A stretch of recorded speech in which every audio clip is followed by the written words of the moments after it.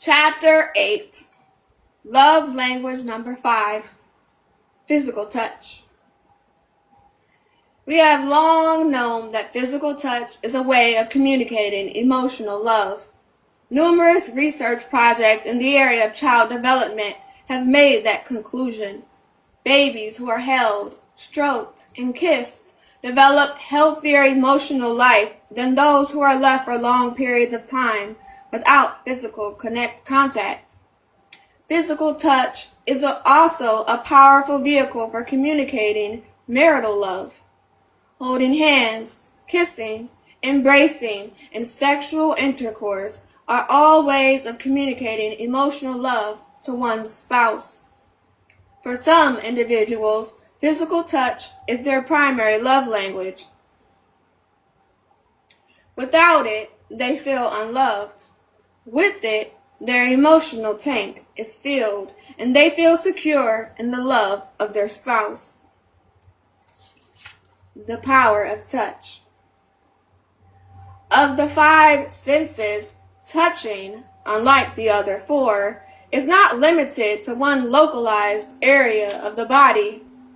Tiny tactile receptors are located throughout the body.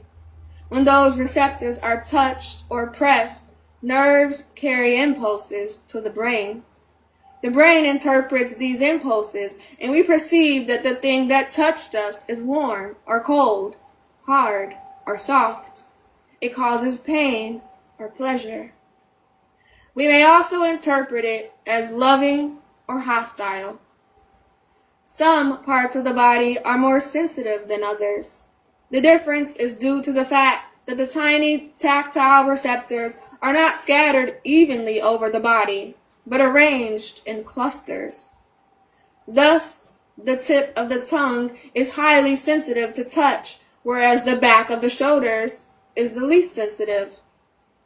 The tips of the fingers and the tip of the nose are other extremely sensitive areas. Our purpose, however, is not to understand the neurological basis of the sense of touch, but rather its psychological importance. Physical touch can make or break a relationship. It can communicate hate or love. To the person whose primary love language is physical touch, the message will be far louder than the words, "I hate you" or "love you." Physical abuse is always wrong and detrimental to any relationship, but it is particularly devastating to a person whose primary love language is touch.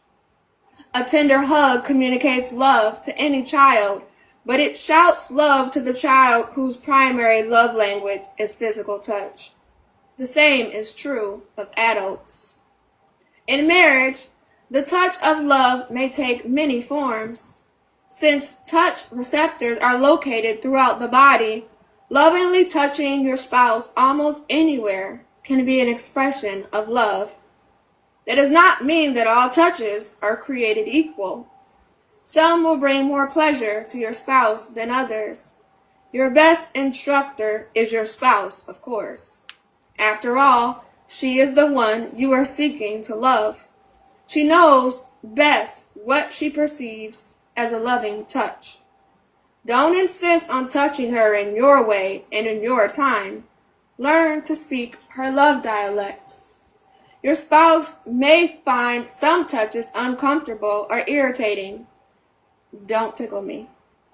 To insist on continuing those touches is to communicate the opposite of love. It is saying that you are not sensitive to her needs and that you care little about her perceptions of what is pleasant. Don't make the mistake of believing that the touch that brings pleasure to you will also bring pleasure to her.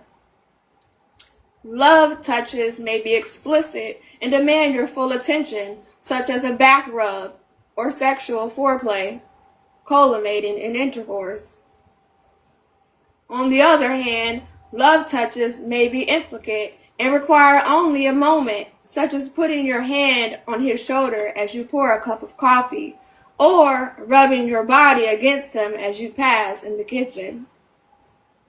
Explicit love touches obviously take more time, not only in actual touching, but in developing your understanding of how to communicate love to your spouse this way. If a back massage communicates love loudly to your spouse, then the time, money, and energy you spend in learning to be a good masseur or masseuse will be well invested. If sexual intercourse is your mate's primary dialect, reading about and discussing the art of sexual lovemaking will enhance your expression of love.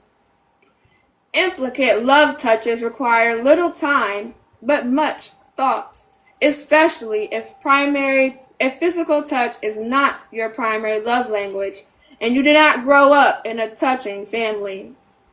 Sitting close to each other as you watch your favorite television program requires no additional time, but may communicate your love loudly. Touching your spouse as you walk through the room where he is sitting takes only a moment. Touching each other when you leave the house and again when you return may involve only a brief kiss or hug, but will speak volumes to your spouse. Once you discover that physical touch is the primary love language of your spouse, you are limited only by your imagination on ways to express love. Coming up with new ways and places to touch can be an exciting challenge. If you have not been an under-the-table toucher, you might find that it will add a spark to your dining out.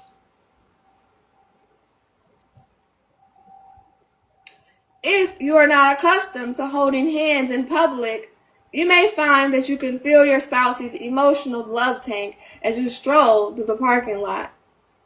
If you don't normally kiss as soon as you get into the car together, you may find that it will greatly enhance your travels. Hugging your spouse before she goes shopping may not only express love, it may bring her home sooner.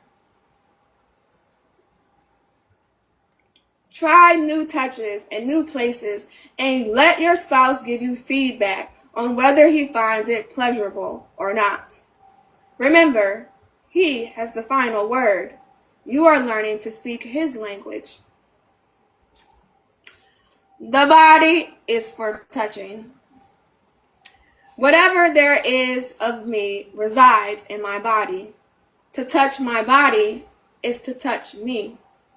To withdraw from my body is to distance yourself from me emotionally. In our society, shaking hands is a way of communicating openness and social closeness to another individual. When on rare occasions one man refuses to shake hands with another, it communicates a message that things are not right in their relationship. All societies have some form of physical touching as a means of social greeting. The average American male may not feel comfortable with the European bear hug and kiss, but in Europe, that serves the same function as our shaking hands. There are appropriate and inappropriate ways to touch members of the opposite sex in every society. The recent attention to sexual harassment has highlighted the inappropriate ways. Within marriage, however, what is appropriate and inappropriate touching is determined by the couple themselves with certain broad guidelines. Physical abuse is, of course, deemed inappropriate by society, and social organizations have been formed to help the battered wife and the battered husband. Clearly, our bodies are for touching, but not for abuse. This age is characterized as the age of sexual openness and freedom. With that freedom, we have demonstrated that the open marriage where both spouses are free to have sexual intimacies with other individuals is fanciful. Those who do not object on moral grounds eventually object on emotional grounds. Something about our need for intimacy and love does not allow us to give our spouse such freedom. The emotional pain is deep and intimacy evaporates when we are aware that our spouse is involved with someone else sexually. Counselors' files are filled with records of husbands and wives who are trying to grapple with the emotional trauma of an unfaithful spouse. That trauma, however, is compounded for the individual whose primary love language is physical touch. That for which he longs so deeply, love expressed by physical touch, is now being given to another. His emotional love tank is not only empty, it has been riddled by an explosion. It will take massive repairs for those emotional needs to be met. Crisis and physical touch. Almost instinctually, in the time of crisis, we hug one another. Why? Because physical touch is a powerful communicator of love. In a time of crisis, more than anything, we need to feel loved. We cannot always change events, but we can survive if we feel loved. All marriages will experience crisis. The death of parents is inevitable. Automobile accidents cripple and kill thousands each year. Disease is no respecter of persons. Disappointments are a part of life. The most important thing you can do for your mate in a time of crisis is to love him or her. If your spouse's primary love language is physical touch, nothing is more important than holding her as she cries. Your words may mean little, but your physical touch will communicate that you care. Crisis provides a unique opportunity for expressing love. Your tender touches will be remembered long after the crisis has passed. Your failure to touch may never be forgotten. Marriage is not supposed to be this way. Since my first visit to West Palm Beach, Florida, many years ago, I have always welcomed invitations to lead marriage seminars in that area. It was on one such occasion that I met Joe and Riah. They were not native to Florida, few are, but they had lived there for 10 years and called West Palm Beach home. They invited me to spend the night, and I knew from experience that such a request usually meant a late night counseling session. As the evening proceeded, I thoroughly enjoyed Joy and Maria's company.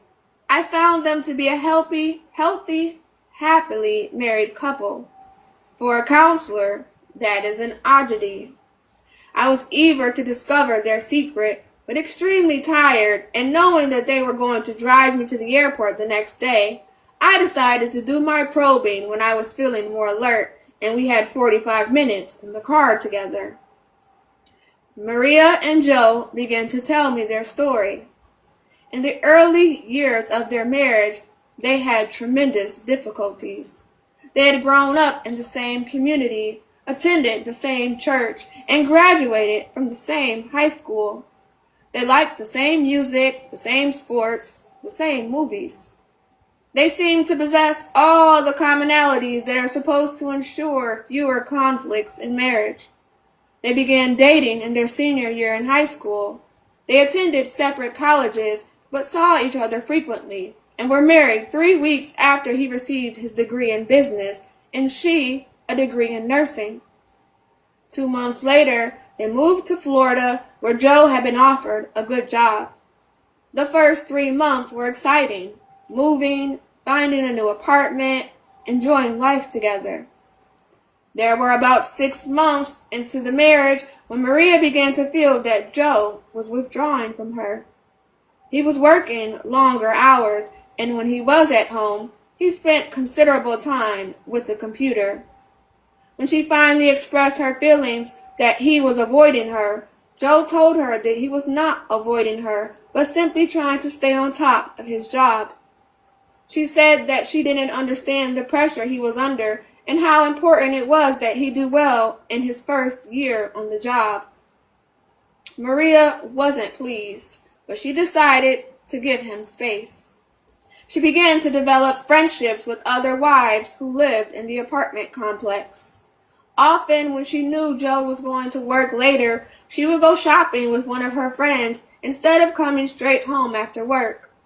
Sometimes she was not at home when Joe arrived. That annoyed him greatly, and he accused her of being thoughtless and irresponsible. Mary retorted, "Who's irresponsible? You don't even call me and let me know when you'll be home. How can I be here for you when I don't even know when you're going to be here? And when you are here, you spend all your time working. You don't need a wife. All you need is a computer." To which Joe shot back, "I do need a wife. Don't you understand? That's the whole point. I do need a wife." But Riah did not understand. She was extremely confused. In her search for answers, she went to the public library and checked out several books on marriage. Marriage is not supposed to be this way, she reasoned. I have to find an answer to our situation. When Joe went on his laptop, Riah would pick up her book. In fact, on many evenings, she read until midnight. While on his way to bed, Joe would notice her and make sarcastic comments such as, if you read that much in college, you would have made straight A's. Riah would respond, "I'm not in college. I'm in marriage, and right now, I'd be satisfied with a C." Joe went to bed without so much as a second glance. At the end of the first year, Riah was desperate. She had mentioned it before, but this time she calmly said to Joe, "I am going to find a marriage counselor. Do you want to go with me?" But Joe answered, "I don't need a marriage counselor. I don't have time to go to a marriage counselor. I can't afford a marriage counselor." "Then I'll go alone," said Riah. "Fine. You're the one who needs counseling anyway." The conversation was over. Riah felt totally alone, but the next week she made an appointment with a marriage therapist. Hold on, TikTok, you know I'm sitting right here.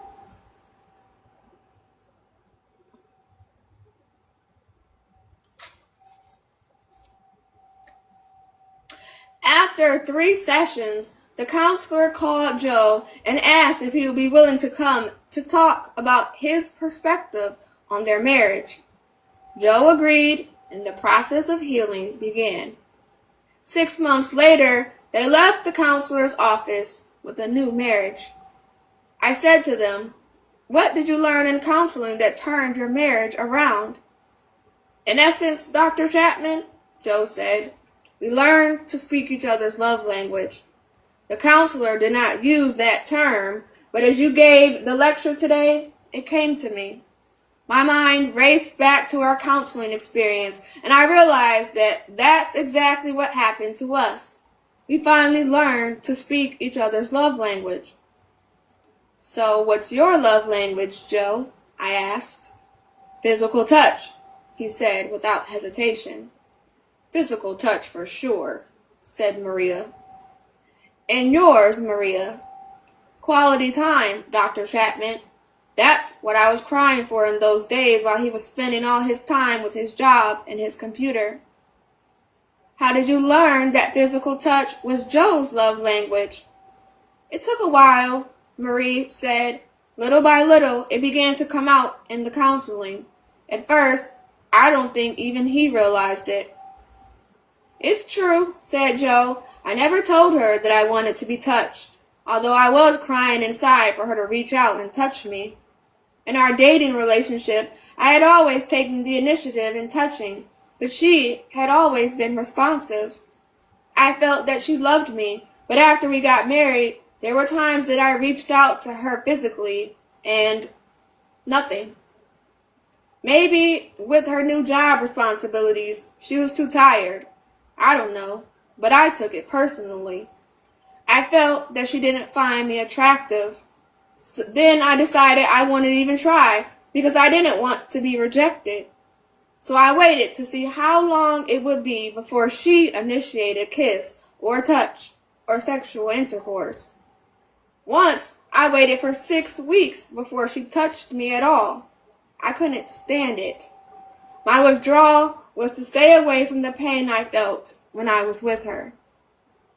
Then Riah said, I had no idea that that was what he was feeling. I knew that he was not reaching out to me. We weren't touching all the time like we did when we were dating, but I just assumed that we were married and it was just not that important to him now. I did go weeks without touching him. It didn't cross my mind. I was working, taking care of things at home, and trying to stay out of his way. I honestly didn't know what else I could be doing. I didn't understand why he wasn't paying me any attention. The thing is, spending time with me is what made me feel loved and appreciated. It really didn't matter whether we hugged or kissed. As long as he gave me his attention, I felt loved. Once Joe and Riah discovered they were not meeting each other's need for love, they began to turn things around. It was like I had a new husband, she said. What amazed me at the seminar today, Joe added, was the way your lecture on love languages carried me back all these years to that experience. You said in 20 minutes what it took us 6 months to learn. Well, I said, it's not how fast you learn it, but how well you learn that it matters. And obviously, you have learned it well. Joe is only one of the many individuals for whom physical touch is the primary love language. Emotionally, they yearn for their spouse to reach out and touch them physically, running the hand through the hair, giving a back rub, holding hands, embracing, sexual intercourse. All of those and other love touches are the emotional lifeline of the person for whom physical touch is the primary love language. Your turn. Recall some non-sexual touching times that enhanced intimacy between the two of you. What made these times special?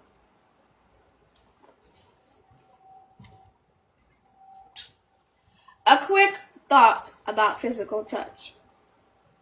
Physical touch is not a primary love language for either of us, but we talk a lot about touch just the same. Why? Because our first baby was 3 months premature and weighed 1 pound when he was born. For several months, baby John lay in his isolette in the ICU, and every day we sat by his side in our sterile gowns as the machines around him hummed and beeped. Then, on February 18th, his nurse, Margaret, quietly asked me if I'd like to hold John in my own arms for 10 minutes. His little life was 10 days old, you see, and I hadn't been able to hold him because, as a micro-preemie, his body couldn't withstand the stimulation. So when Margaret asked, I immediately teared up. She took blankets out of the warming oven, bundled him up, and placed him in my arms, with tubes and wires still attached to his body. It was just for 10 minutes, but Margaret had no idea what the difference made for me. She also had no idea that it happened to be my birthday. It was the best gift I ever received. Holding John was a turning point. The next day, as he rested in his plastic isolate, we were allowed to put our hands through its small portals and gently contain him with one hand on his head and the other around his feet. Then, one of his doctors explained to us the value of something they called kangaroo care. This is the tender act of holding a preemie skin on skin against your chest for a few minutes each day. What a difference that made. Not just for us, as parents, to get to revel in holding this little life that we feared we might lose, but for John. As he grew accustomed to our touches, we learned more about the importance of touching him. With the university library at our disposal, we researched how we could help our son make progress, and our studies brought us to a conviction we hold even more firmly today. There is power in human touch, for all of us, but especially if this is your love language. Anthropologist Helen Fisher, in her book Anatomy of Love, describes the importance of touch this way. Human skin is like a field of grass, each blade a nerve ending so sensitive that the slightest graze can etch into the human brain a memory of the moment. A gentle squeeze around the shoulders, a soft touch on the arm or hand can often say more powerfully than words, "You are not alone," "I appreciate you," "I'm sorry," or "I love you." Of course, if it's your love language, you already know this. What your loved one may not know is that there are several kinds of touch. In fact, the 5 Love Languages Premium Assessment reveals 9 specific types of touch that are most meaningful to you or your loved ones, some you may have never considered. So if you're inclined, we hope you check it out at 5lovelanguages.com/premium. Learn the dialects of physical touch. If this is a foreign love language to you, like it was for both of us, know that physical touch isn't just a fleeting gesture. It conveys a deep, intimate, and comforting bond. Tender touches are life-giving for the person who speaks this language. From a loving hug to a gentle stroke on the arm, it's like a beautiful love letter written in the tender language of skin against skin.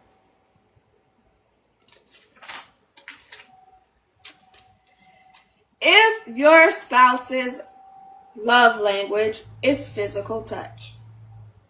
Number 1. As you walk from the car to go shopping, reach out and hold your spouse's hand. Number 2.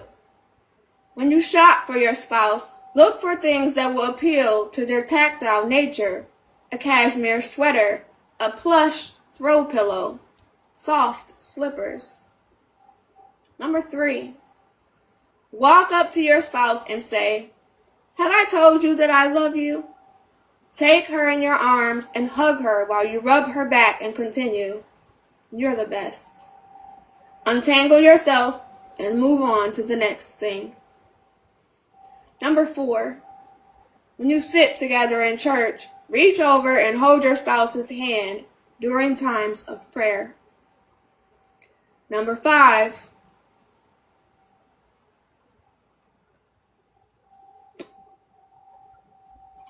Initiate sex by giving your spouse a foot massage, okay? Continue to the other parts of the body as long as it brings pleasure to your spouse. Here. Number 6. When family or friends are visiting, touch your spouse in their presence.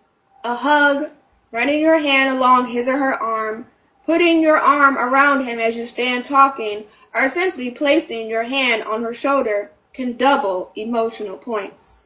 It says, "Even when all these people are in our house, I still see you." And number 7. Couples separated by circumstances such as deployment use a variety of strategies to touch when they cannot be physically together, says author and former military wife Jocelyn Green. For example, a handwritten letter feels more tangible than an email.